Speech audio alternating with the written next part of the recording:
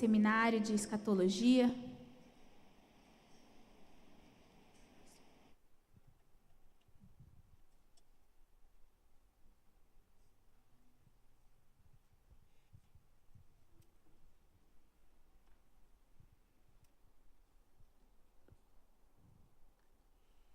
Boa tarde a todos.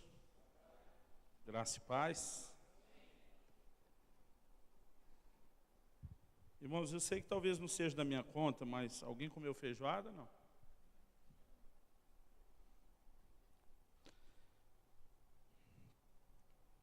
Nós temos vários assuntos para tratar hoje. Eu confesso que eu estou num dilema muito grande a respeito da ordem em que eu vou colocar essas peças do quebra-cabeça. O bom, como eu não dei a apostila para ninguém, vocês não vão saber o que eu estou pulando, o que eu estou mudando, né? Mas alguns assuntos que nós mencionamos ontem, que vamos abordar hoje, é a ressurreição dos mortos e o juízo eterno. Eu gosto de usar essa terminologia, porque é o que aparece lá no livro de Hebreus, no capítulo 6, né, quando a Bíblia apresenta isso como um rudimento, um fundamento, ou fundamentos da doutrina de Cristo. Nós também vamos falar a respeito das bodas do Cordeiro, e provavelmente já vai ser um dos primeiros assuntos que nós vamos abordar. Depois nós vamos falar a respeito de Israel e da igreja, algo que é importantíssimo a gente também entender, para fazer algumas separações. E depois ainda vamos falar sobre as 70 semanas de Daniel, que é algo também assim importante. Eu só queria, ontem nós começamos falando que 1/4 das Escrituras tem a ver com o estudo profético, né? Que Jesus deu ênfase a isso, Paulo deu ênfase a isso, João escreveu um livro todo sobre isso. Então nós não podemos julgar que isso não seja importante. Eu realmente acredito que algumas discussões, elas não são tão importantes, né? Paulo fala a respeito de alguns que ficavam discutindo genealogia, né? Algumas coisas que não traziam proveito, só traziam divisão. E há detalhes que eu acho que realmente eles não são tão importantes para a gente discutir como aquilo que é essencial, né? E a essência dessa mensagem da vinda do Senhor, eu repito, ela envolve a preparação, né? Se alguém acredita que o arrebatamento da igreja antes da tribulação, ele tem que estar pronto, não é só para ser arrebatado, né? Caso ele estiver equivocado, ele tem que estar pronto para enfrentar o que vier, né? E quem pensa de forma diferente também, né? Uma pessoa diz: não, pastor, eu estou me preparando para passar. Eu falei: ótimo, mas fique pronto para as duas coisas. A gente não tem que escolher para que vai se preparar, a gente tem que viver totalmente preparado. Amém? Você pode dizer amém? Então, há algumas questões que elas realmente estão acima, vêm em primeiro lugar. E eu queria só passar rapidamente alguns versículos com vocês, que mostram que, à medida que nós entendemos essas verdades, isso vai trazer estímulo espiritual no nosso viver com Deus. Eu creio que vai trazer fidelidade e devoção no serviço ao Senhor, e que ainda pode servir de consolo, né, no pesar, em momentos onde enfrentamos determinadas dificuldades. Essa revelação, essa visão daquilo que está por vir, vai sempre nos levar a viver em função de algo maior, e não só de algo passageiro, de algo transitório. Então, eu queria mostrar para você alguns desses estímulos na vida com Deus, na vida espiritual. O primeiro deles é a santificação. Em 1 de João, no capítulo 3, 1 de João, capítulo 3,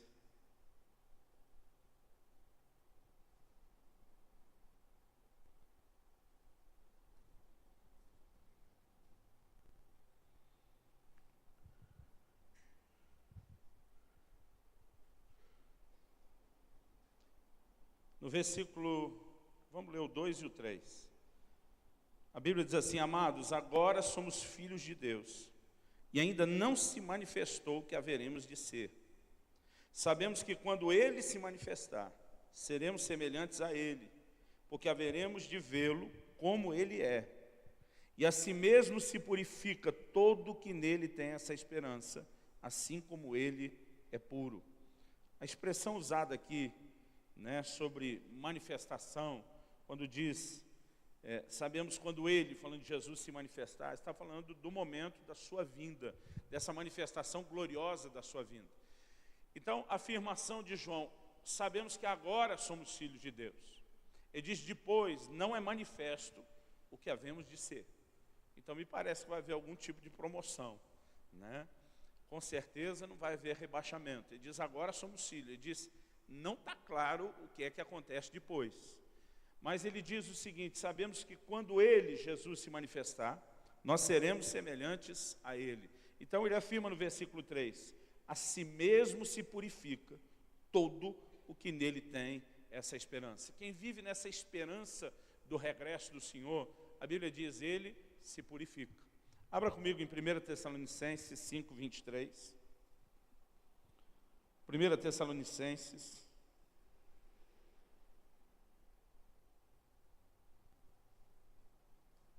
capítulo 5, versículo 23.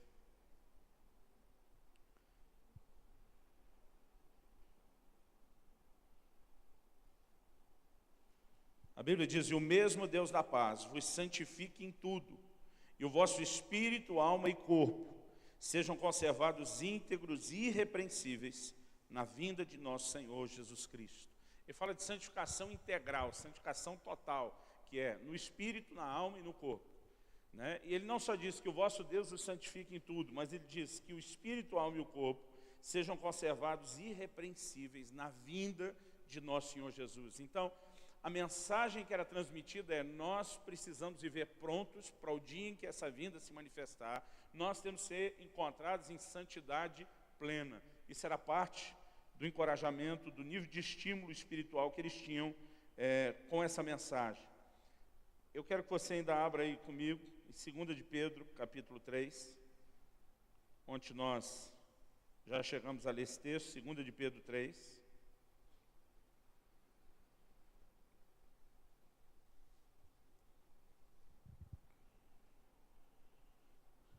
Do versículo 11 até o 14.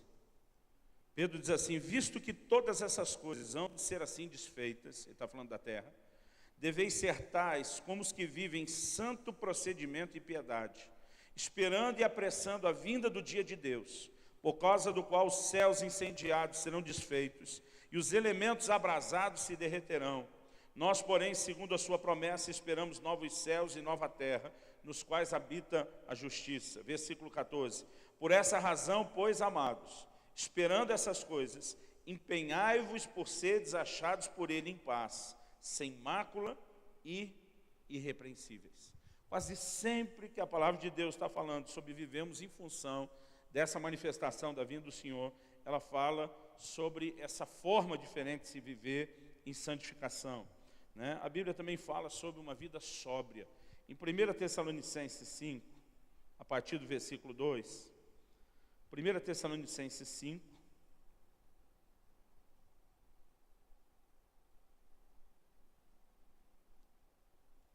a partir do versículo 2, o texto diz, pois vós mesmos estáis inteirados, com precisão, de que o dia do Senhor vem como ladrão da noite. Quando andarem dizendo paz e segurança, eis que lhes sobrevirá repentina destruição, como vêm as dores de parto a que está para dar à luz e de nenhum modo escaparão.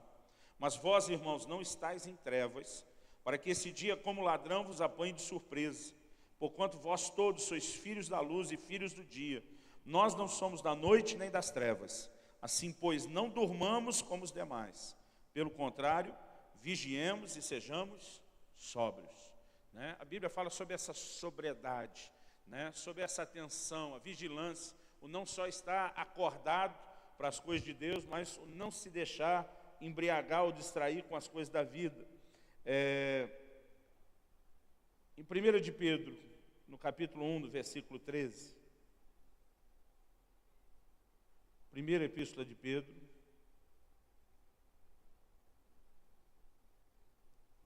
capítulo 1, versículo 13.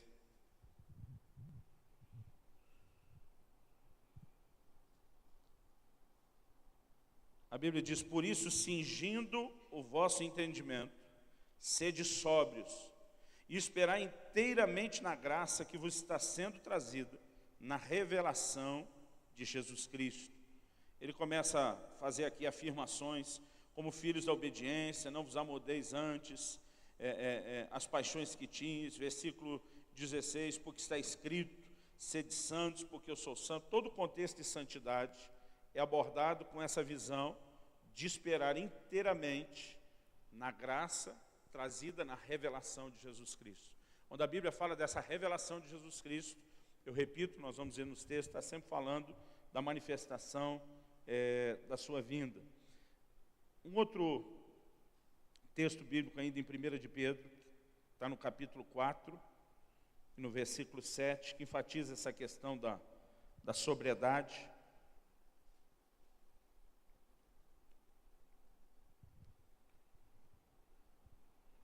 E diz assim: ora, o fim de todas as coisas está próximo. Sede, portanto, criteriosos e sóbrios, a bem das vossas orações.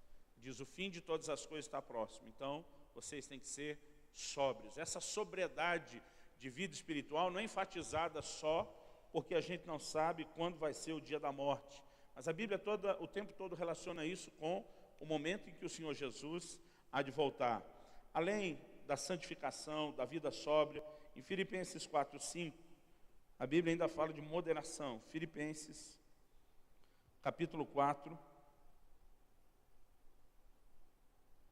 versículo 5. Diz assim: seja a vossa moderação conhecida de todos os homens. Então ele afirma: perto está o Senhor.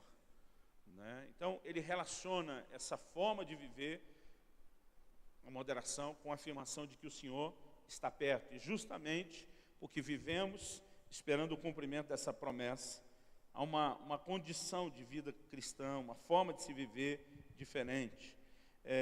Eu creio que uma outra característica ligada a esse estímulo espiritual da vida em Deus é a perseverança.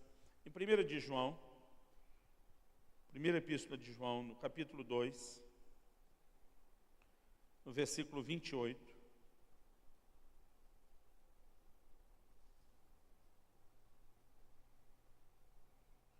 a Bíblia diz assim: filhinhos, agora pois permanecei nele, para que quando ele se manifestar, tenhamos confiança e dele não nos afastemos envergonhados na sua vinda. Então, há algo que precisa ser entendido. Mesmo aqueles que foram chamados pela vocação celestial, responderam ao Evangelho, estão hoje servindo ao Senhor, a Bíblia diz: a gente tem que permanecer nele. Porque o não permanecer nele significa que nós podemos ser envergonhados. O texto diz aqui: para que não nos afastemos envergonhados, né, dele na sua vinda. Então, a Bíblia fala sobre uma atitude de perseverança, de ficarmos firmes nele. Para quê?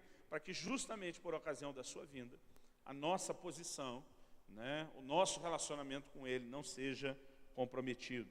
A gente usou já uma afirmação aí de 1 de Pedro 1,13, quando fala também nessa mesma pegada, essa mesma ênfase de permanecermos firmes.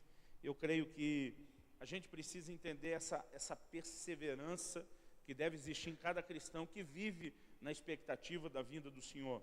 Além de mencionarmos aí a santificação, a vida sóbria, a moderação, a perseverança, né? Eu olho a palavra de Deus relacionando também algumas outras características. Elas mostram que essa revelação ela produz esse estímulo espiritual, né, na caminhada com Deus. Uma delas é que a Bíblia destaca a importância de que a gente tenha paciência nas provas. Você pode falar isso comigo? Diga: paciência nas provas. Quantos já descobriram que não é tão fácil ter paciência nas provas? Mas um dos argumentos que a Bíblia usa, Hebreus capítulo 10, versículo 35.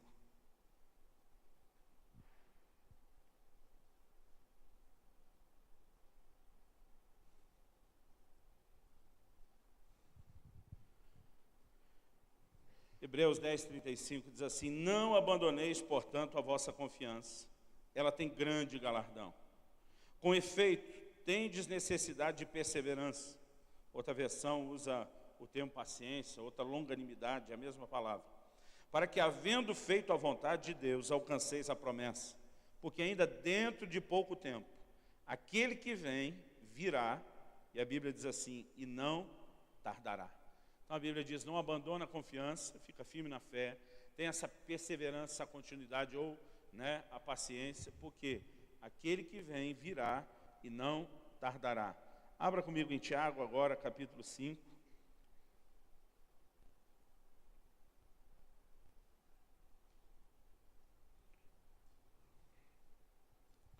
Versículos 7 e 8. Sede, pois, irmãos, pacientes até a vinda do Senhor. Eis que o lavrador aguarda com paciência o precioso fruto da terra, até receber as primeiras e as últimas chuvas. Sede vós também pacientes, e fortalecei o vosso coração, pois a vinda do Senhor está próxima. Eu não consigo entender, querido, nós não estamos lendo todos os textos que falam sobre a vinda do Senhor, mas a gente está tendo o trabalho de abrir alguns deles. O Novo Testamento enfatiza muito essa questão da vinda do Senhor. E eu não consigo entender como a nossa geração chegou a um ponto de não levar a sério essa mensagem. Eu estou falando justamente por conta, em primeiro lugar, do silêncio dos pastores e pregadores no púlpito sobre essas questões da vinda do Senhor. Em segundo, aqueles que estão quebrando o silêncio, porque muita gente quase não fala sobre isso, estão quebrando o silêncio para criticar esse tipo de mensagem. Como quem diz que a igreja que está falando demais na vinda do Senhor é porque ela está com medo do que está por vir, porque ela quer escapar, quer correr daqui. Nós falamos ontem que a visão, querido, é que o retorno do Senhor será para uma igreja gloriosa que cumpriu o seu papel. Nós não podemos colocar de forma alguma nenhuma relação com essa visão que Deus estabeleceu do seu retorno e de vivermos pronto para isso, como se fosse vontade de fugir daqui. Outro dia eu falei para um irmão, me estranha você querer ficar por aqui. O apóstolo Paulo diz, eu desejo partir, estar com Cristo, que é incomparavelmente melhor. Eu falei, independente da gente falar da vinda, do retorno do Senhor, eu falei, a gente pode estar falando a respeito da morte. Você olha esses homens de Deus dizendo, eu não vejo a hora de estar do lado de lá. Eles diziam, eu vou aguentar um pouquinho mais aqui, porque eu quero trabalhar, eu quero produzir resultado, eu quero abençoar mais gente, eu quero fazer o máximo para o Senhor antes de partir, mas o nosso coração e a nossa visão, que ele tem que ir além desse mundo. Nós cremos que o reino de Deus vai se estabelecer aqui? Sim. Mas o que a gente ora é que seja feita a vontade de Deus aqui na terra, como é feita no céu. O desejar que o céu invada a terra não pode criar em nós uma repulsa ao céu. Tem gente amando demais essa terra e usando o nome do estabelecimento do reino de Deus para, muitas vezes, refutar esse valor tão tremendo, tão extraordinário, de que é o nosso destino glorioso, daquilo que nos aguarda. E eu creio que uma igreja que vive em função disso, ela se torna imparável. A gente olha para a igreja do livro de Atos, vinha perseguição, vinha sofrimento, vinha prova. Irmãos, aqueles crentes eram indesistíveis, eram imparáveis, porque o coração deles estava incendiado por uma promessa. Isso levava eles ao entendimento de que eles precisavam andar em obediência, eles precisavam honrar o Senhor, eles precisavam viver uma vida de santidade. Em 1 Timóteo, primeira carta de Paulo a Timóteo, no capítulo 6,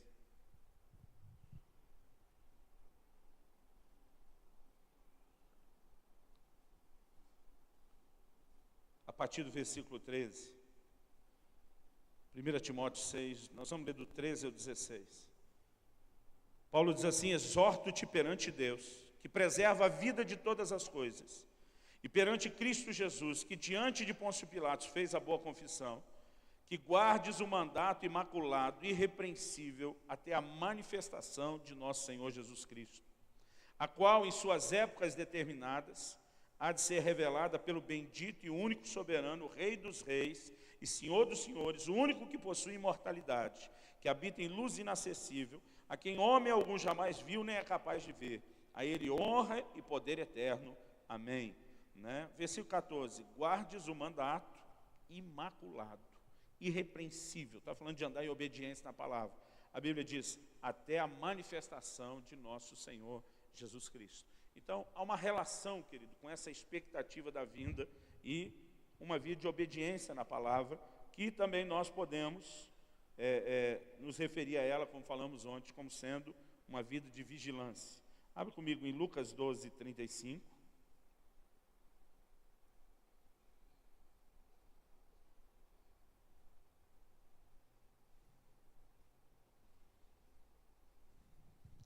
Lucas 12, 35.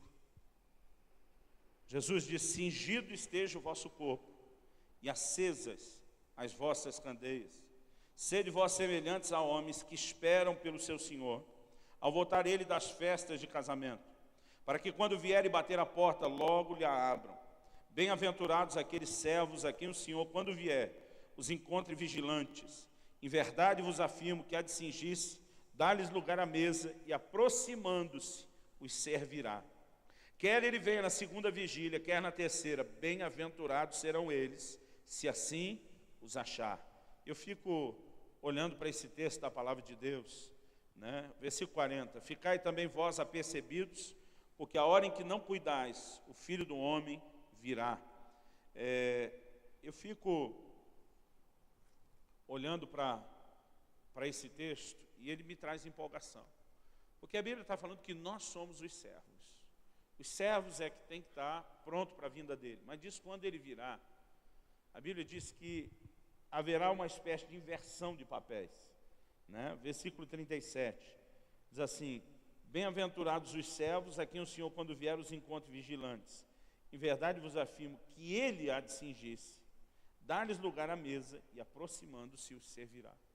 A Bíblia diz que mesmo ele sendo o Senhor e nós os servos, ele vai nos dar lugar à mesa, vai fazer a gente sentar, e ele é que vai nos servir. Jesus falou a respeito de uma ceia. Ele falou para os discípulos: eu não vou beber de novo com vocês do fruto da vide, até que eu beba de novo no reino de meu Pai. Ele diz: essa é a última vez, até que lá a gente vai fazer isso junto. Então, ele está falando de uma ceia mesmo. Diz que nós vamos nos sentar à mesa e que ele vai nos servir.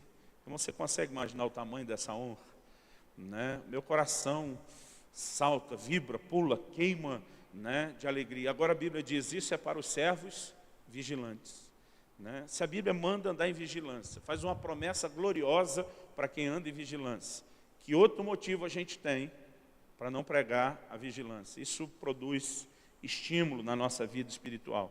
E eu creio que não só na vida espiritual, eu creio que na própria vida ministerial. Abre comigo em Mateus 25, de 19 a 21.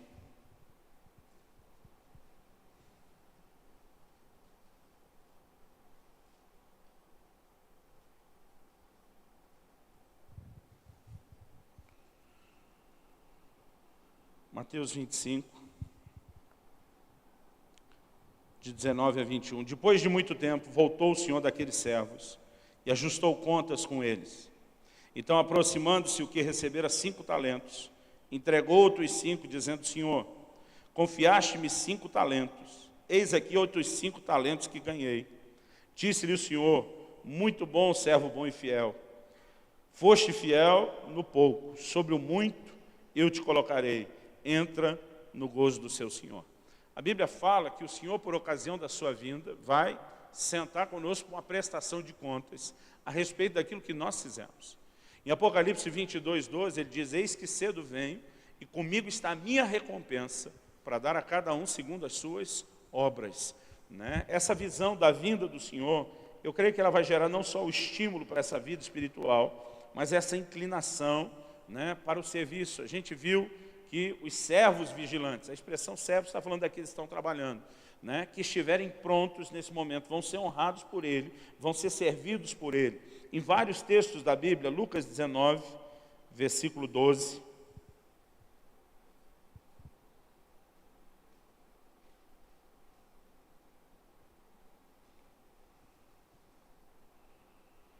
Lucas 19, 12. Jesus diz: então disse, certo homem nobre partiu para uma terra distante, com o fim de tomar posse de um reino e voltar. Chamou 10 servos seus, confiou-lhes 10 minas e disse-lhes: negociai até que eu volte. Mas os seus concidadãos o odiavam enviaram após ele uma baixada. Nós temos aqui todo o desenrolar da parábola. Mas ele diz, negociai até que eu volte. E aí o que ele está dizendo? Se você continuar a parábola, versículo 15. Quando ele voltou, depois de haver tomado posse do reino, mandou chamar os servos a quem deram o dinheiro, a fim de saber que negócio cada um teria conseguido. O tempo todo a Bíblia mostra que haverá uma prestação de contas por ocasião da volta do Senhor, né? E a maneira como nós lidamos e trabalhamos. Paulo diz em 2 Coríntios 5, 9 e 10, né, a respeito de ser agradáveis a Ele, né, sobre a forma como nós vamos viver nesse corpo e trabalhar, porque diz assim, porque importa que cada um de nós compareça perante Ele fala do tribunal de Cristo, onde nós vamos ser julgados por meio de tudo aquilo que fizemos. Então, quem vive com essa consciência do regresso do Senhor, da prestação de contas que haverá, ele vai mudar a forma de viver, e com certeza, né, essa consciência vai produzir uma inclinação maior ao serviço. Quando a gente fala sobre essas coisas ligadas, não só à vinda do Senhor, a escatologia como um todo, né, o que é, a gente precisa entender o que é a morte, o que vem depois, o que nos aguarda, a visão bíblica da ressurreição, né, do galardão, da recompensa final. E eu creio que tudo isso traz consolo, né, muito consolo para a gente. Paulo diz, nós lemos esse texto ontem em 1 Tessalonicenses 4, 18, ele diz, consolai-vos uns aos outros com essas palavras. Quais palavras? Que quando a trombeta soar, os mortos vão ressuscitar, os vivos serão transformados, todos nós subiremos ao encontro do Senhor nos ares. Ele diz, a gente é diferente dos ímpios que não têm esperança. A gente precisa ter consolo nessas palavras. E viver na certeza disso sustenta o coração, né? Faz a gente dizer como Paulo, eu desejo partir e estar com Cristo, que é incomparavelmente melhor. E lá no livro de Filipenses, no capítulo 1, que é quando Paulo faz essa afirmação,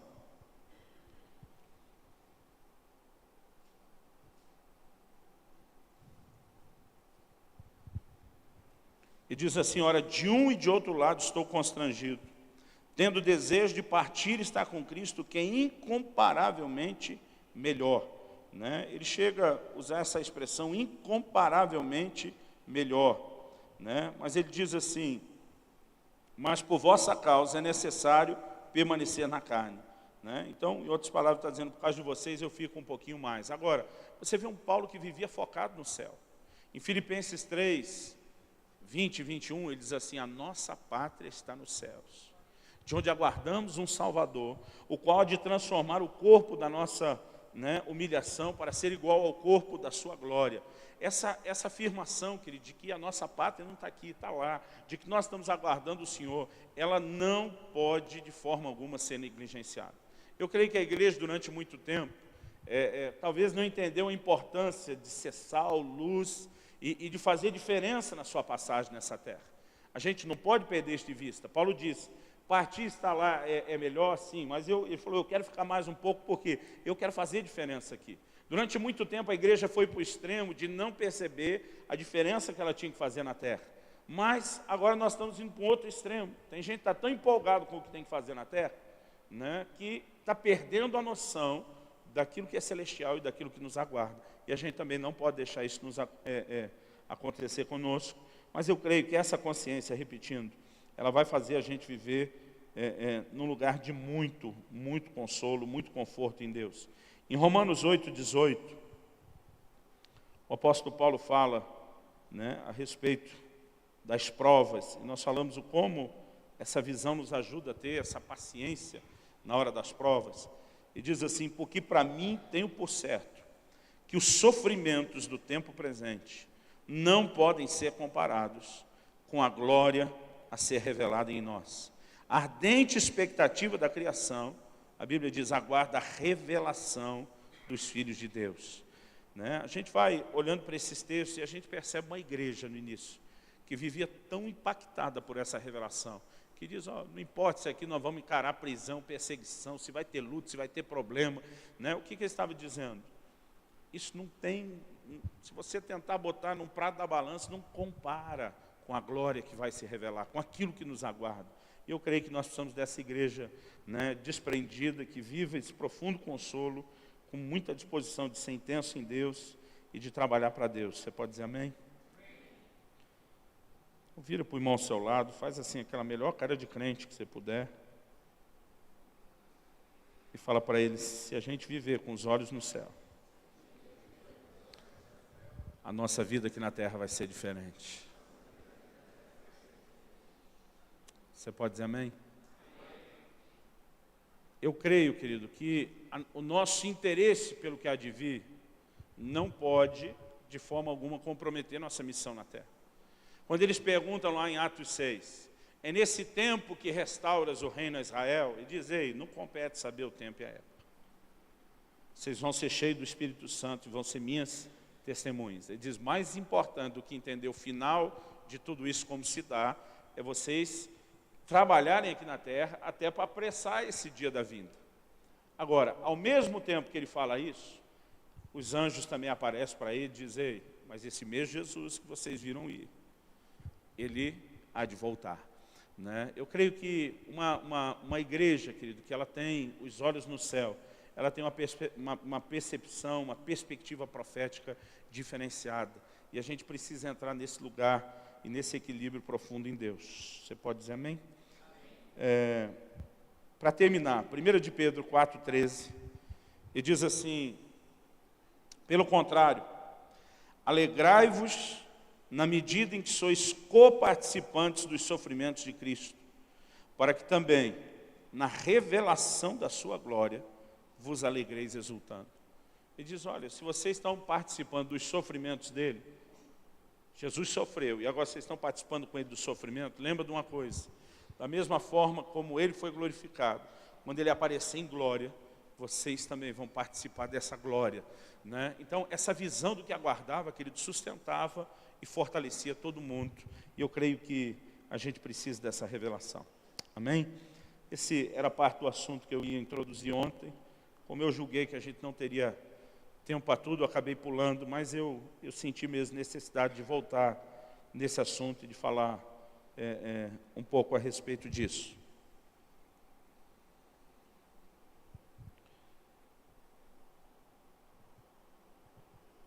Ok.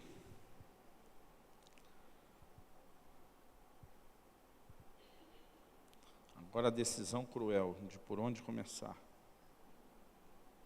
Os irmãos orem por mim.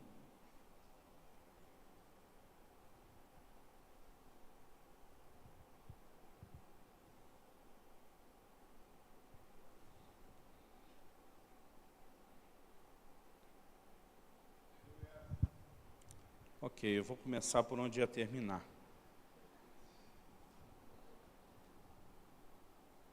Abra aí sua Bíblia em Mateus.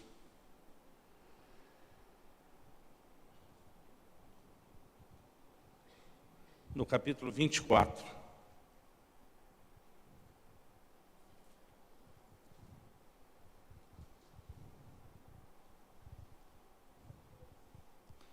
Eu estava querendo prestigiar quem só ia vir à noite. Eu achei que o certo era prestigiar vocês, que já estão ralando desde cedo aqui, não é verdade? Sem ser egoísta, não é verdade? Vocês gostaram dessa, né? Mateus, capítulo 20. Eu acho muito empolgante esse primeiro assunto, por onde eu vou começar, que é as 70 semanas de Daniel. E eu acredito que não dá para estudar a escatologia bíblica sem que a gente comece do começo. Normalmente eu tento deixar o começo para o fim, para dar aquele desfecho mais empolgante. Mas a partir do entendimento que nós vamos colocar agora, isso nos ajuda a entender talvez o desenrolar de algumas dessas outras verdades. Em Mateus, no capítulo 24, pastor, se nós vamos falar de Daniel, por que a gente não está abrindo o livro de Daniel? Mateus 24, 15, você já vai entender. Jesus diz assim, quando, pois, virdes o abominável da desolação de que falou o profeta Daniel, Jesus está aqui falando sobre os eventos do fim. E Jesus coloca uma referência.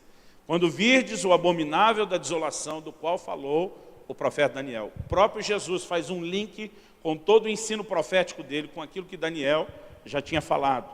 Se você olhar antes, no capítulo 24, no versículo 3. A Bíblia diz assim: no Monte das Oliveiras achava-se Jesus assentado. Quando se aproximaram dele os discípulos em particular, e lhe pediram: dize-nos quando sucederão essas coisas, e que sinal haverá da tua vinda e da consumação do século. O que Jesus fala nos 2 versículos anteriores, sobre o templo, que ele seria derrubado, que não ia ficar, né, pedra sobre pedra. Então, eles chegam para Jesus e dizem, eles fazem 3 perguntas. Primeira, quando sucederão essas coisas? De Jerusalém e o templo ser destruído. Nós sabemos que isso na história aconteceu não muito tempo depois, né? Aconteceu no ano 70 da era cristã. Quando sucederão essas coisas? A primeira pergunta. Ele diz assim: que sinais haverá da tua vinda, pergunta número 2. E 3, e os sinais da consumação do século, ou em outras palavras, do fim do mundo. Então Jesus passa a responder essas perguntas. Eu entendo, olhando e examinando esse texto de Mateus, que ele responde nessa série de 3. Ele fala um pouco sobre quando acontecerão essas coisas, destruição de Jerusalém. Ele fala um pouco sobre os sinais da vinda. Ele fala um pouco sobre a consumação do século. Depois ele volta na mesma sequência. Quando acontecerão essas coisas, os sinais da sua vinda e a consumação do século. Em todo o texto de Mateus 24, você precisa entender a maneira como eles fizeram a pergunta e a maneira como Jesus vem distribuindo a resposta. Eu creio que intencionalmente tem muita coisa, querido, ainda velada, escondida. No livro de Daniel, a Bíblia diz que no fim dos tempos o conhecimento se multiplicaria. Eu não creio com isso que a Bíblia está falando só sobre o conhecimento no sentido da ciência, da tecnologia. É impressionante o avanço de conhecimento do homem. Eu, quando criança, quando ouvia meu pai falar, né, que ele cresceu sem televisão, depois, quando inventaram a televisão, ela era branca e preta, não era colorida. Eu ria muito, eu dizia, como é que pode uma televisão branca e preta? Eu ouvindo meu pai, né? Ou como é que podia não ter televisão? Ele falava do como o povo juntava em volta do rádio. Eu achava aquilo uma coisa muito antiquada, né? Mas quando eu falo para meus filhos da televisão, mesmo colorida, daquela de válvula, lembra daquelas que aparecia um facho, né, de luz, depois a válvula esquentando no tubo, aí a imagem abrindo. Quantos pegaram essa época? Irmão, não me deixa ser velho sozinho. Amém. Graças a Deus.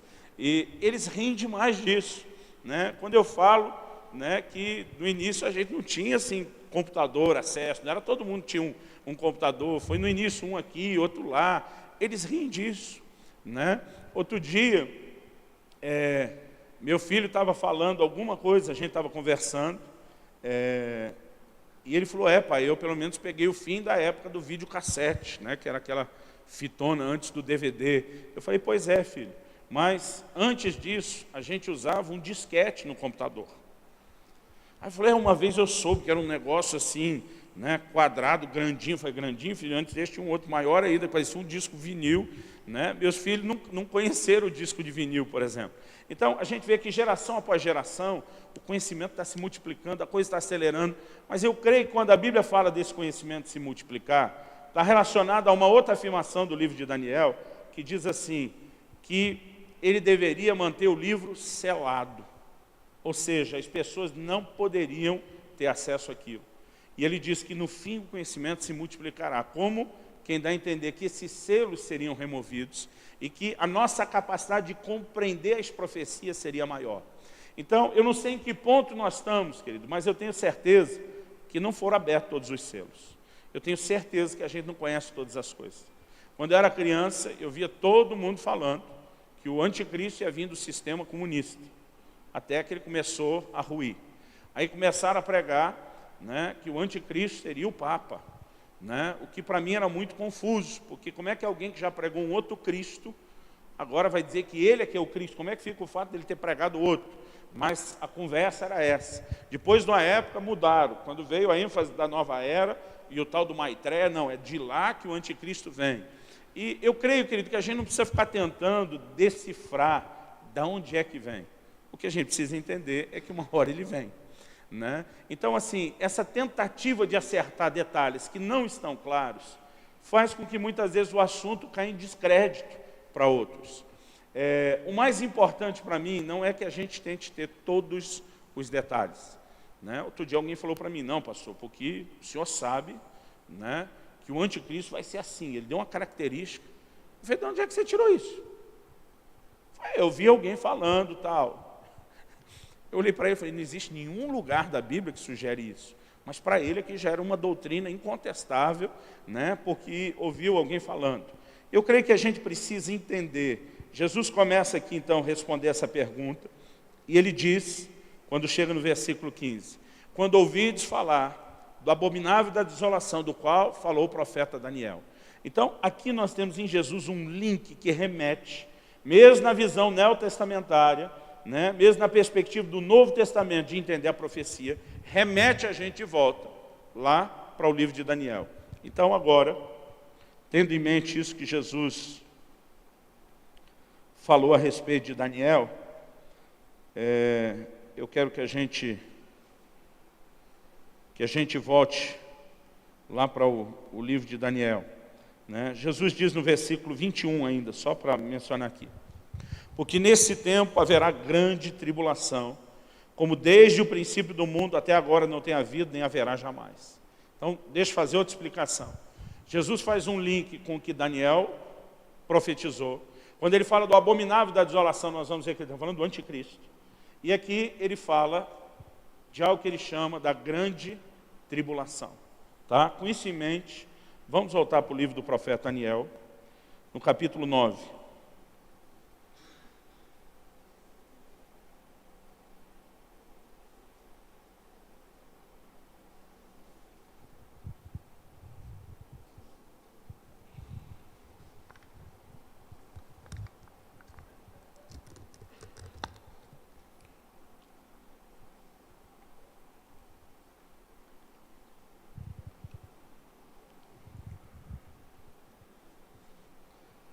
Daniel capítulo 9,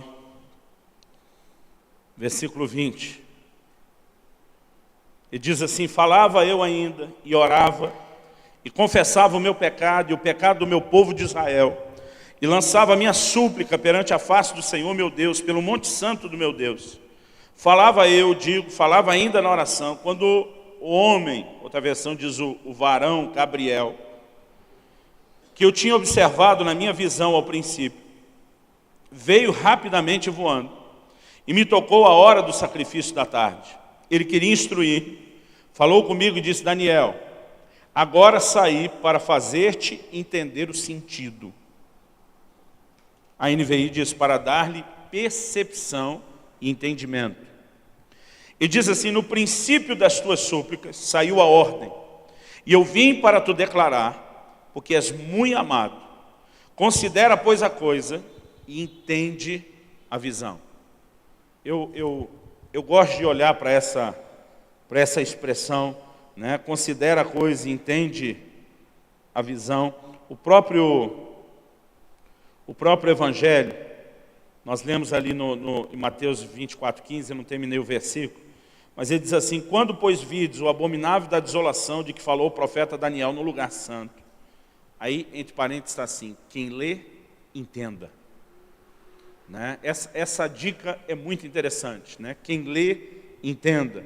Então, ele está dizendo, Daniel, eu vim para fazer você entender o sentido, entender a visão, há um entendimento, né, que tem que ser liberado aqui. Versículo 24. Ele diz assim, 70 semanas estão determinadas, a NVI diz, estão decretadas sobre o teu povo, e a tua santa cidade. Né? Essa palavra traduzida aqui significa determinar, né? A palavra hebraica, eu não sei como pronunciar isso direito, shathak. Ela significa determinar, decretar, estabelecer, ou até mesmo fala de separar. Né? E diz, então, 70 semanas estão determinadas, decretadas ou estabelecidas sobre o teu povo e a tua santa cidade. Para quê? Para fazer cessar a transgressão, para dar fim aos pecados, para expiar a iniquidade, para trazer a justiça eterna, para selar a visão e a profecia, e para ungir o santo dos santos. Mas quando você lê o versículo 24, ele diz, 70 semanas estão determinadas sobre teu povo e a tua santidade e quando ele mostra o que aconteceria nessas 70 semanas, ele está falando, na verdade, de todo o desfecho da obra da redenção. Ele diz assim, para dar fim aos pecados, expiar a iniquidade, trazer a justiça eterna, selar a visão e a profecia e ungir o santo dos santos. Ele mostra, olha, em 70 semanas, nós vamos ter o grande desfecho de Deus. Aí olha o versículo 25. Sabe e entende. Ele diz, desde a saída da ordem para restaurar e para edificar Jerusalém. Então, desde a saída da ordem para restaurar e edificar Jerusalém, ele está mostrando quando é que o cronômetro dispara. Aí ele diz assim, até o ungido, até o príncipe, ele diz 7 semanas e 62 semanas. Vamos lá, ver se vocês estão bons de matemática ainda. 7 com 62, dá? Gente, por favor, não é uma pegadinha. 62 mais 7, 69. Ele está falando de 70 semanas. Então ele diz, desde a ordem da saída para restaurar e edificar Jerusalém, 7 semanas, e depois mais 62 semanas até o ungido, o príncipe. Aqui nós vamos ver que ele está anunciando o tempo até a vinda de Jesus, até a vinda do Messias. Ele diz, vão ser 69 semanas. Aí ele diz no versículo 26, depois das 62 semanas, que já estão vindo depois das 7, eu já vou te mostrar pela história, que 7 semanas foi o tempo que levou para a reconstrução do templo. Tá? Eu já explico isso. Ele diz, depois das 62 semanas, que vem depois das 7, então das 69, ele diz assim, será morto o ungido. Mas as profecias mostravam que esse Messias se manifestaria, mas que ele iria morrer. É isso que Jesus tem que ficar explicando para os discípulos, porque todo mundo olhava para o Messias como um general de guerra que vinha estabelecer um reino físico glorioso. Ninguém via a perspectiva espiritual de tudo isso. Mas o anjo explica, será morto o ungido e já não estará. Aí diz assim, o povo de um príncipe que há de vir, destruirá a cidade e o santuário, e o seu fim será num dilúvio. E aí ele diz assim, e até ao fim. Esse até o fim, está falando do fim, do desfecho de todas as coisas. Ele diz, até o fim haverá guerra e desolações estão determinadas. 27. Ele, o príncipe que há de vir, fará firme aliança com muitos por uma semana. Então, primeiro ele começa dizendo, estão determinadas 70 semanas. Ele diz, desde a saída da ordem para restaurar Jerusalém, até ungido o príncipe, 7 mais 62. Então, das 70, já tem 69 correndo direto. Mas ele diz aqui, o ungido vai ser morto. Ele diz, e vão começar a acontecer um monte de coisas. E ele diz, até o fim haverá guerras. Por alguma razão que nós vamos tentar entender depois, essa última das 70 semanas, ela é separada das primeiras 69. Ela é empurrada para o fim da história da humanidade. Ele diz agora, essa última semana tem que cumprir. E nela, ele diz, esse príncipe que há de vir, vai fazer uma aliança com muitos. Quando Jesus fala, quando virdes o abominável da desolação, do qual falou o profeta Daniel, ele está se referindo a esse príncipe e essa última semana.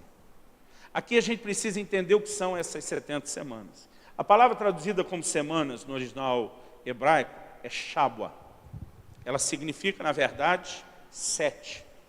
Então ele está dizendo assim, 70 setes estão determinadas sobre o seu povo.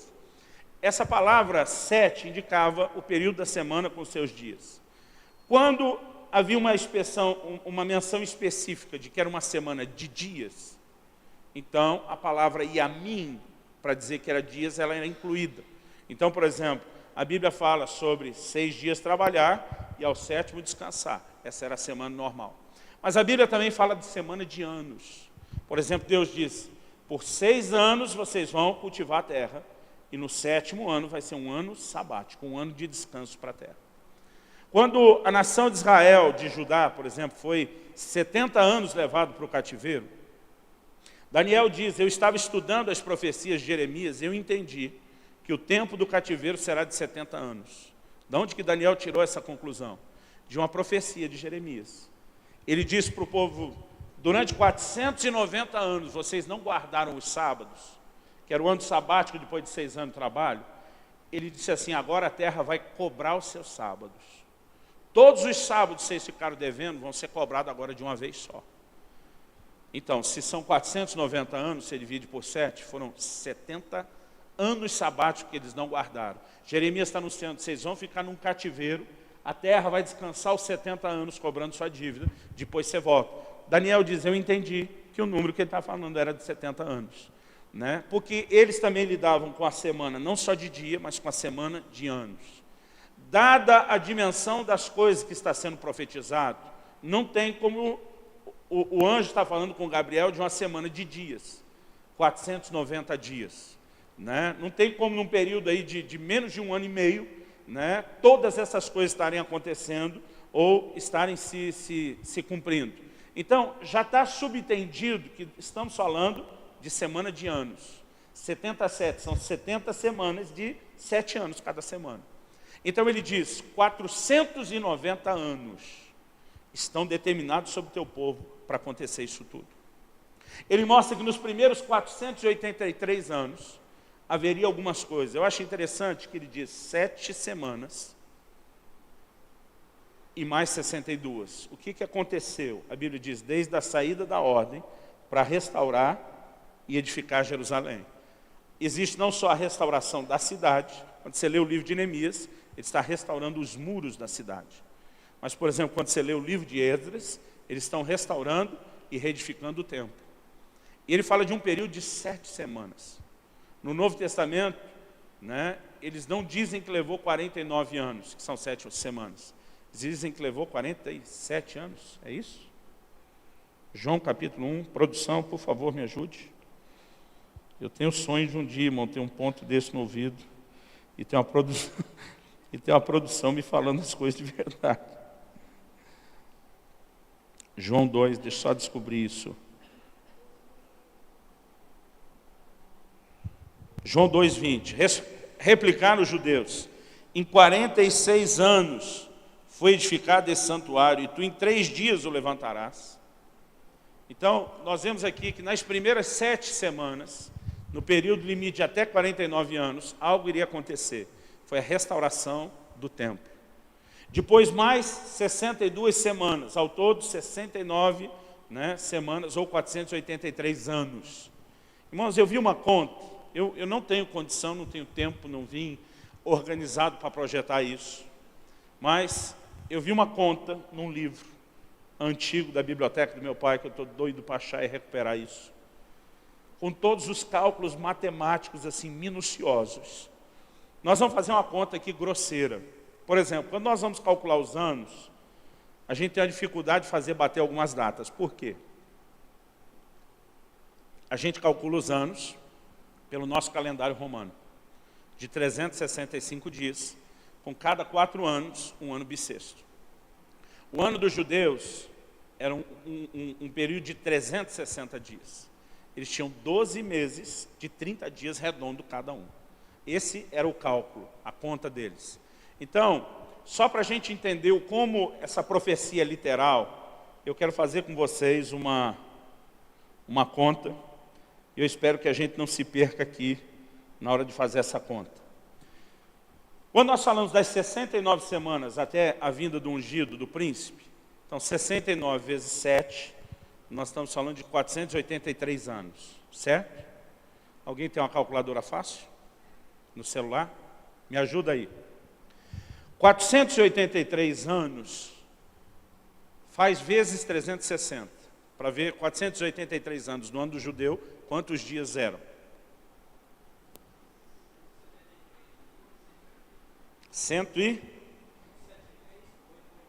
880.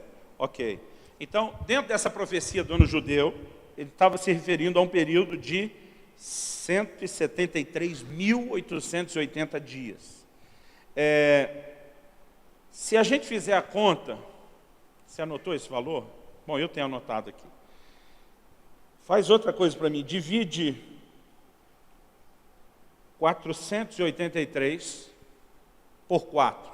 No nosso calendário nós temos há 4 anos um ano bissexto. 120,75. Vamos ficar com 120 para arredondar. Nós temos aqui 120 dias no nosso calendário que aumenta em relação ao deles.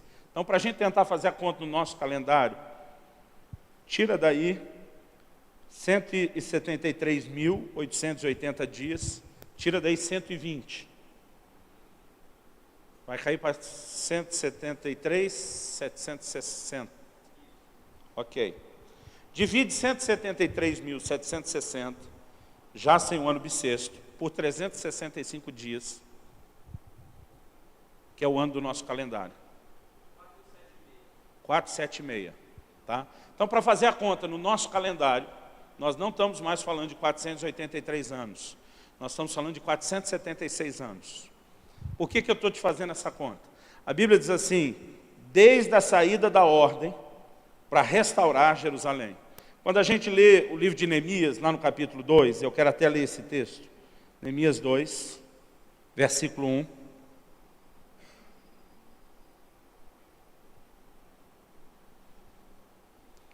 Neemias. A Bíblia diz assim, no mês de Nisan, no ano 20º do rei Artaxerxes, uma vez posto o vinho diante dele, eu tomei para oferecer e lhe dei, ora eu nunca estivera triste diante dele. Versículo 5, disse ao rei, se é do agrado do rei, e se o teu servo acha mercê em tua presença, peço-te que me envies ajudar a cidade dos sepulcros de meus pais, para que eu a reedifique. Então o rei, estando a rainha sentado junto dele, me disse, quanto durará a tua ausência? Quando voltarás? Aprove ao rei enviar-me, marquei certo prazo. Ainda disse ao rei, se ao rei parece bem, deem-se-me cartas para os governadores da além do Eufrates, para que me permitam passar e entrar em Judá, como também carta para Asaf, e aqui nós vemos como que ele formaliza o processo todo. Irmãos, de acordo com as informações históricas, quando era criança a gente diria assim, de acordo com a Barça, né? Hoje em dia já tem que falar com a Wikipédia, né? O 20º ano do rei Artaxerxes, meu Deus, nome difícil de falar, Artaxerxes, essa hora tem que falar com o paulista do interior, né?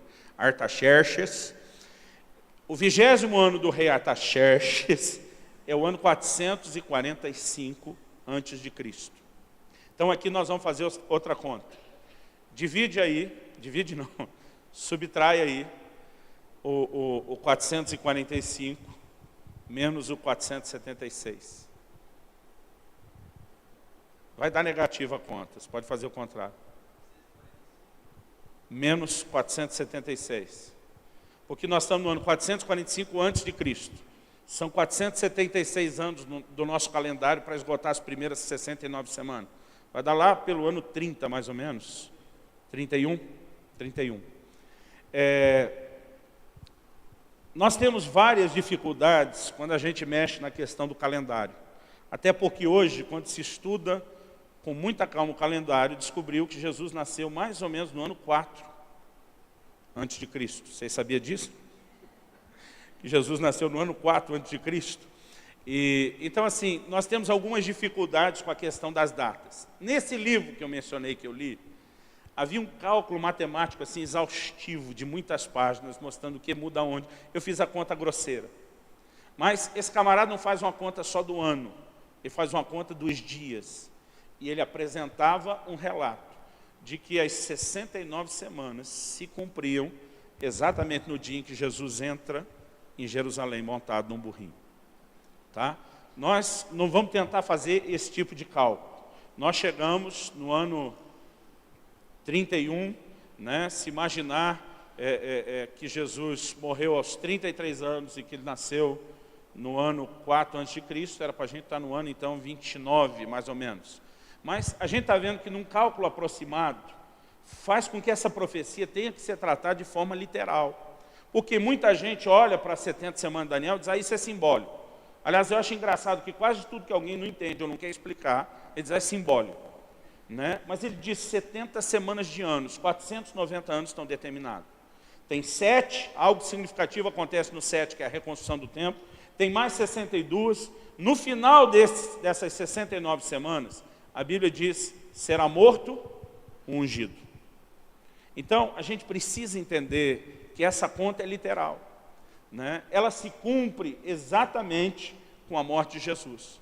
Só que entre a morte de Jesus, que acontece no final da 69ª semana, até a última semana, tem um intervalo enorme. Ainda não foi dado fim aos pecados, não foi expiada a iniquidade, não foi estabelecida a justiça eterna, as coisas não terminaram, e Jesus anuncia e relaciona essa última semana que está faltando com o que vai acontecer no tempo do fim. Então nós temos aqui uma divisão nessas 69 semanas, e uma das semanas é jogada para o tempo do fim. Então o que nós sabemos é que é uma semana de 7 anos no plano de Deus.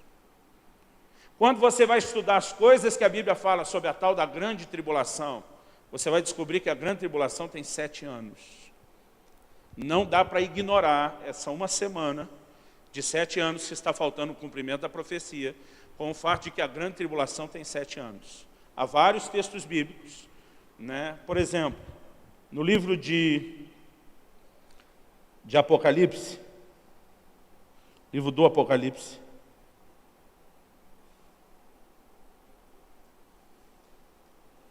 no capítulo, deixa eu ver se é o capítulo 13. Capítulo 13 que nós lemos ontem sobre as bestas, né? Isso.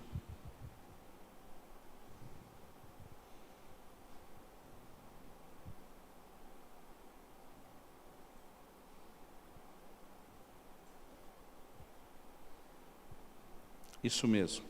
Capítulo 13.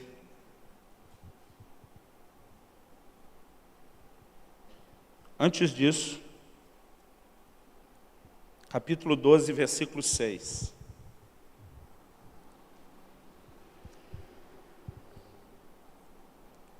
Está falando do dragão e da mulher.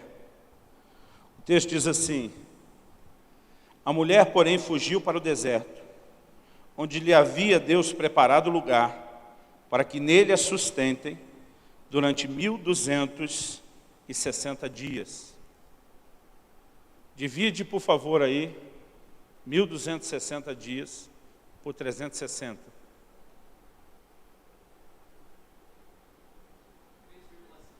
3,5. Tá? 1260 dias são 3 anos e meio. Vamos pular para o capítulo 13. Versículo 5. Está falando da besta. Foi-lhe dada uma boca que proferia arrogâncias e blasfêmias e autoridade para agir 42 meses. Divide 42 meses por 12, que é o ano. 3,5. Tá? A Bíblia divide esse período da grande tribulação, que é apresentado no Apocalipse, em 2 metades de 3 anos e meio. Né? Você lendo, irmãos, eu ia precisar gastar mais ou menos 1 hora aqui provando para vocês que essa grande tribulação é de 7 anos em 2 metades. Eu estou correndo porque a gente não tem tempo, tá bom? Mas depois, você com isso em mente, você pode estar lendo e achando esses detalhes. No livro de Daniel, a Bíblia ainda usa a expressão um tempo, tempos, no plural, e metade de um tempo. E você entende que ele está falando de 1 ano, 2 anos e metade de 1 ano. A gente não pode ignorar o fato de que há uma semana faltando para o desfecho de todas as coisas e que ela foi empurrada para o fim.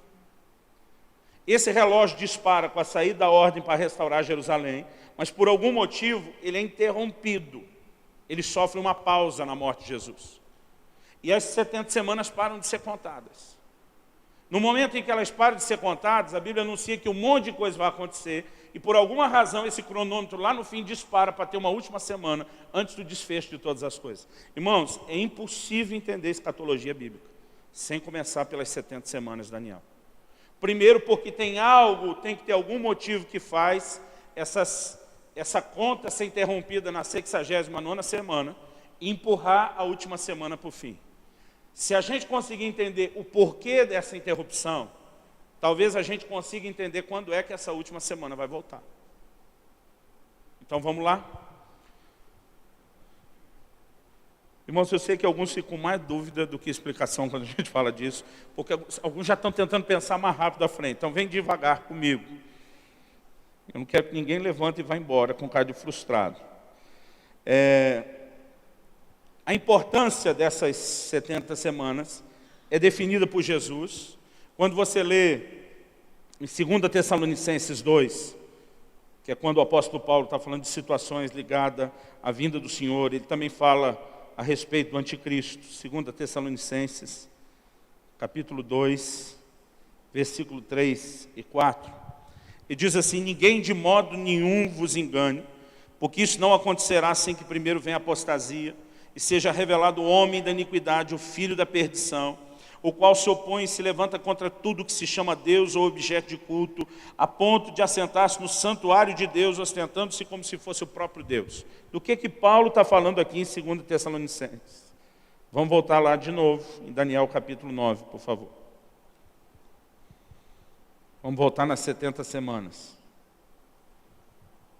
Daniel capítulo 9. Versículo 26 e 27.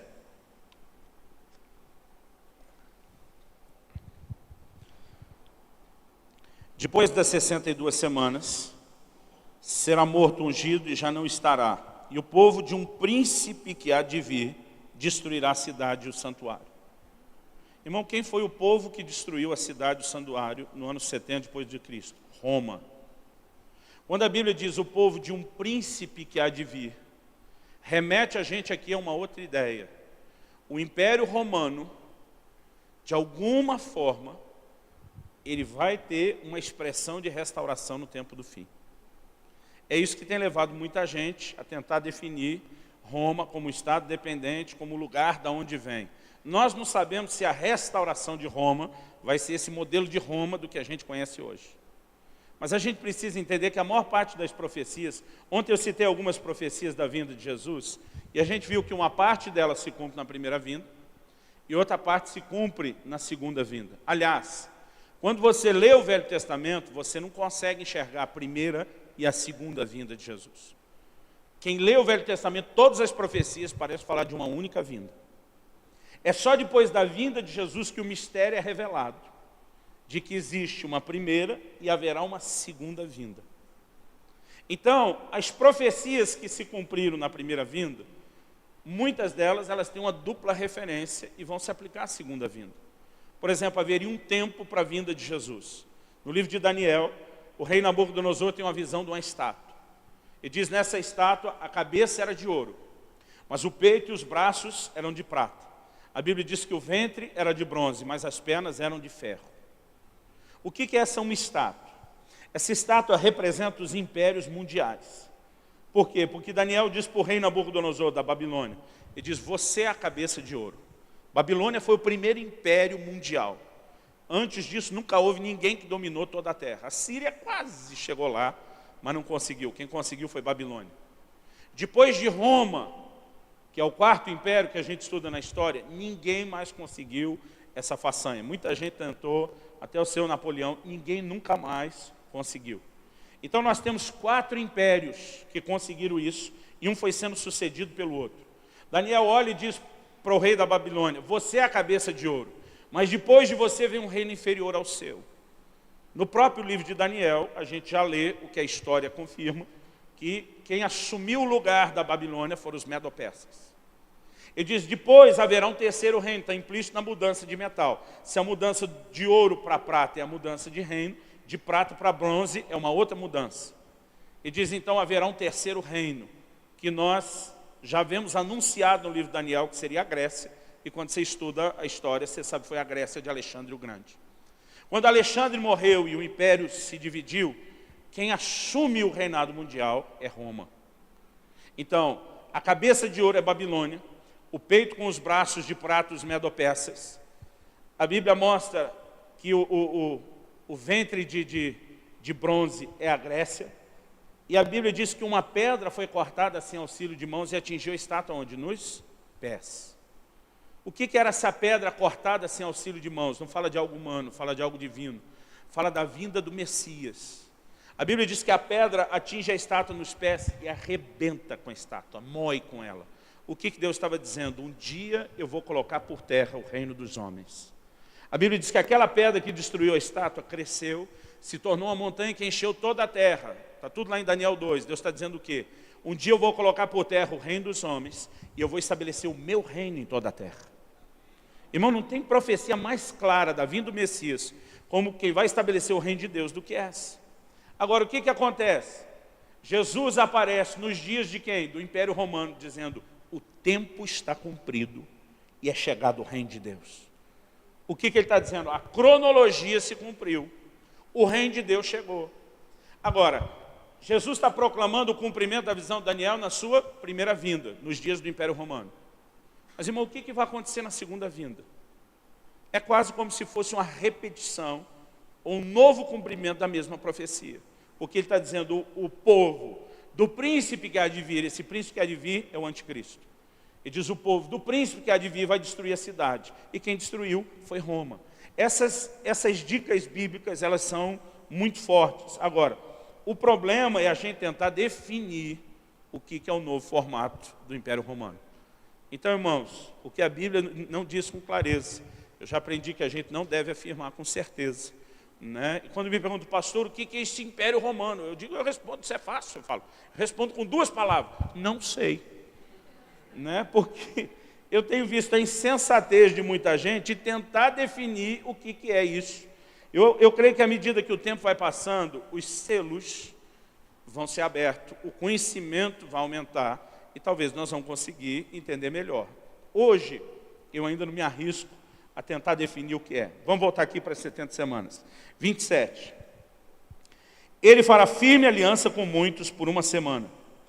Na metade da semana fará cessar o sacrifício e a oferta de manjares. De novo aqui, na metade da semana. Então essa última semana que falta, ela tem uma divisão. Sobre a asa das abominações virá o assolador, até que a destruição que está determinada se derrame sobre ele.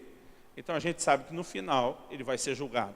A gente já viu que o Senhor, na sua vinda, no seu regresso, com o sopro da sua boca, vai destruir o anticristo, o iníquo, né? Vai julgar todo mundo. Então, o texto está mostrando que há uma última semana projetada para o fim. Na metade dessa semana, esse abominável da desolação, que Jesus falou, do qual falou o profeta Daniel, né? Ele vai mudar alguma coisa, mas ele tem uma aliança de 1 semana. Quando a gente começa a ler, por exemplo, o capítulo 10 e 11 de Daniel, é que você vai entender afirmações que foram feitas sobre aquilo que vai se cumprir depois. Entendendo essas 70 semanas de Daniel, que elas são literais. Então, as primeiras 69 foram literais, e a última semana ela é literal. Ela é uma semana de 7 anos, com uma divisão na metade. E a Bíblia fala, tanto fica claro que é 7 anos, que usa a expressão um tempo, tempos e metade de um tempo, 42 meses e 1.260 dias.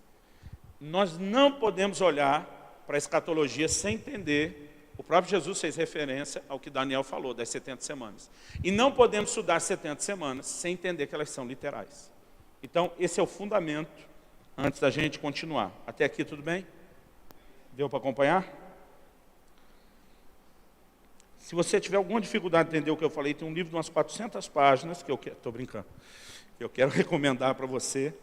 É um assunto que vale a pena entender.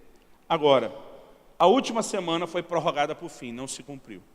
Na escatologia, no estudo profético, a gente tem uma coisa que eu ouvi alguém definir uma vez, eu gostei dessa definição, como profecias de pico. O que é a profecia de pico? Existe algo interessante sobre uma cadeia de montanha. Quando você olha de longe, os picos parecem estar tão pertinho um do outro, que parece que dá para pular da ponta de um para a ponta do outro. Agora, à medida que você, numa viagem, vai se aproximando dos picos, você vê que os picos estavam perto, quase junto, eles começam a ficar distantes. A gente gosta de dizer que na profecia bíblica, existe esse negócio da profecia de pico. Tem algumas coisas que a gente olhava no Velho Testamento que pareciam juntas. E à medida que o cumprimento disso foi chegando, se aproximando na história, os picos começaram a distanciar. Então, é só depois da primeira vinda de Jesus que fica claro que ele ainda não cumpriu tudo aquilo que havia sido profetizado, que ele cumpriria na primeira vinda. Na primeira vinda, Jesus disse que ele veio estabelecer o reino dentro de nós. Na segunda vinda, ele vai estabelecer um reino sobre as nações. E essas profecias que ele não faziam a separação no Velho Testamento. É o cumprimento disso no Novo que começa a esclarecer. E aí Paulo começa a dizer que lhe foi revelado o mistério. E aí é onde entra a igreja dos gentios e toda uma detalhação, que é o que nós vamos ter que ensinar só depois do intervalo. Já é essa hora mesmo.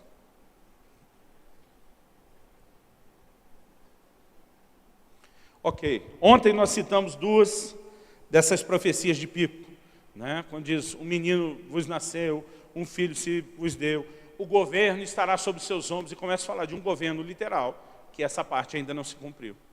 Eis aí vem o teu rei, montado num jumento, filha de uma jumentinha, né? Humilde, essa parte cumpriu, né? Mas ele vai estender o seu reino de mar a mar as nações, essa parte ainda não se cumpriu. Nós chamamos isso de profecias de pico. É importante a gente tentar entender, porque a transição da 69ª semana para a 70ª, que é a última, da de número 69 para a de número 70, isso é parte do que nós chamamos uma profecia de pico. Enquanto as pessoas estavam olhando a revelação que Daniel registrou das 70 semanas de longe, não dá para perceber que entre a 69ª e a 70ª, última semana, existe uma diferença. À medida que nós vamos se aproximando e as coisas começam a se cumprir, existe claramente a compreensão de que isso foi projetado para o tempo do fim. Porque ele fala do ungido ser morto, e ele começa a falar de coisas que aconteceriam até o fim. Muita gente desacreditou das 70 semanas de Daniel como sendo literal, por quê? Porque 7 anos depois da morte de Jesus, os 490 anos teriam que ter cumprido e tudo teria que ter sido finalizado. O que muita gente não percebeu é que a própria Bíblia dava indicações de que essa última semana foi jogada para depois. Agora, a pergunta é, como é que começou a contagem das semanas? Você lembra que nós lemos no livro de Daniel? 70 semanas estão determinadas sobre quem? Sobre o teu povo e a tua santa cidade. Jerusalém está abandonada, eles estão vivendo os 70 anos do cativeiro, mas Deus diz, a partir do momento em que for dada a ordem de restaurar, e vocês voltam para lá, pagar desses 70 anos, começam 70 semanas. O cronômetro é disparado sobre quem? Sobre o teu povo e a tua santa cidade. Essas 70 semanas, queridos, são determinadas sobre Israel. Quando se cumpre a 69ª semana, que Jesus entra em Jerusalém para ser morto, ele olha para Jerusalém, chora sobre ela, e ele diz assim, eis aí, abandonada é a vossa casa. Neste momento na história bíblica, nós vamos estudar depois do intervalo, a nação de Israel é colocada de lado. Um momento inteiramente novo abre, e Paulo começa a explicar o que é esse mistério da igreja dos gentios. Lembra que nós citamos ontem em Mateus 21, que a vinha foi dada a um grupo de lavradores, mas porque eles não cumpriram, a vinha foi tomada. É na 69ª semana que algo é retirado das mãos dele. Agora, quando a gente lê o que a Bíblia diz no livro de Romanos, e eu vou explicar isso, nós vamos perceber que apesar deles terem falhado no cumprimento de um outro povo ter sido levantado, a Bíblia diz que os dons e a vocação de Deus são irrevogáveis. E há uma promessa de que esse Israel vai passar por uma restauração. O que a gente entende? No momento que ele sai de cena, o cronômetro é interrompido. No momento que ele voltar à cena, o cronômetro da última semana é disparado para que todas as coisas se cumpram. E só depois, no intervalo, é que nós vamos falar do que parou o cronômetro. Antes disso, irmãos, é só porque não deu tempo, tá? Eu não tinha planejado fazer suspense, não. Vamos só falar um pouco do que acontece na última semana.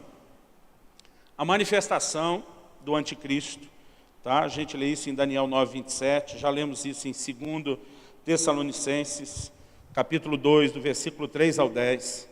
Agora, eu queria ler um texto agora, João 5:43.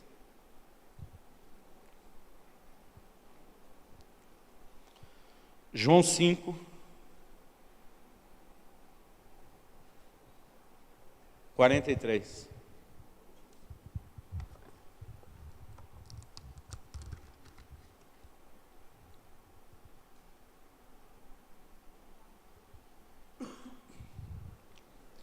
Jesus diz assim: eu vim em nome de meu Pai e não me recebeis.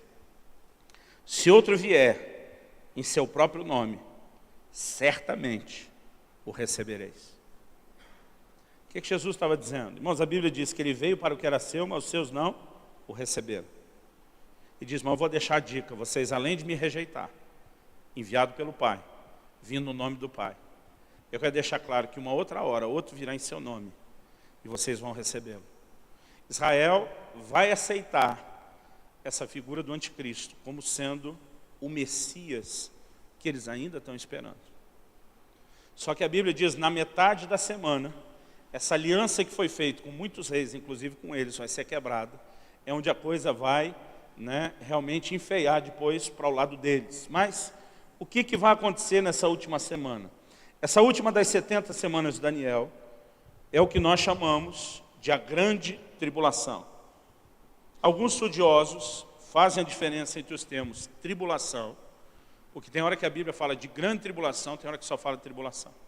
Alguns fazem a distinção que a primeira metade é só uma tribulação e que a segunda metade será a grande tribulação. Eu já gosto de olhar para as 7 semanas, os 7 anos dessa semana, como sendo a grande tribulação, mas a chapa vai esquentar, é na segunda metade, então independente do termo que a gente coloque. No desfecho dessa semana, nós temos a vinda de Cristo e a consumação de todo o plano divino. Tá? Então, daqui a pouco, depois do intervalo, a gente pode até acelerar esse intervalo e voltar depressa, o que vocês acham? Quanto tempo estava agendado de intervalo? Meia hora. Vocês precisam disso tudo, gente? É só o tempo de ir no banheiro, tomar água e comprar livro do pastor Luciano, não é? Então, vamos tentar acelerar agora, se for o caso a gente aumenta depois? 4:10? Pode ser? 20 minutos? Gente, ontem eu tinha deixado esse livro escondido, mas eu estou cedendo à pressão. Nós temos um livro novo chamado O Propósito da Família. A importância da visão familiar na relação com Deus, que eu vou colocar um pouco ali à disposição. Os que são da igreja, está gravando isso ainda ou não? Dá pausa aí, por favor.